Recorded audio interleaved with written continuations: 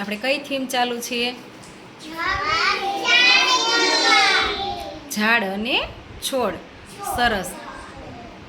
તો આજે છે ને આપણે ઝાડ અને છોડના ફરક વિશે સમજવાનું છે હો, કે ઝાડ કોને કહેવાય, છોડ કોને કહેવાય. હું તમને પૂછીશ, તમને આવડતું હોય ને તો નામ આપવાનું હો, નકર હું તમને કહીશ. પહેલાં આપણે છે ને ઝાડના નામ બોલવાના છે બધાને. ઝાડ કોને કહેવાય?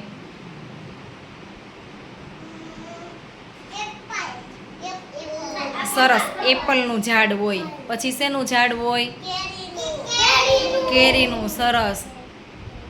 એને ઝાડ કહેવાય.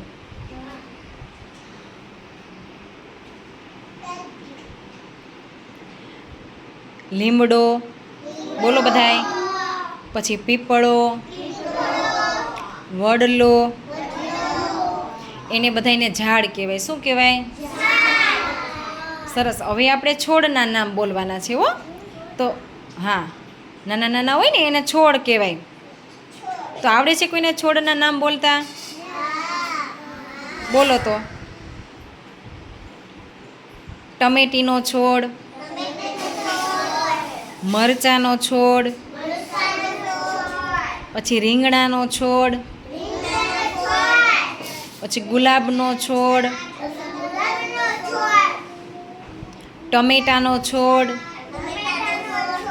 સરસ. એ બધાને છોડ કહેવાય. શું કહેવાય? સરસ. તો તમને બધાને સમજાઈ ગયું ને કે કોને ઝાડ કહેવાય, કોને છોડવા કહેવાય નાના નાના?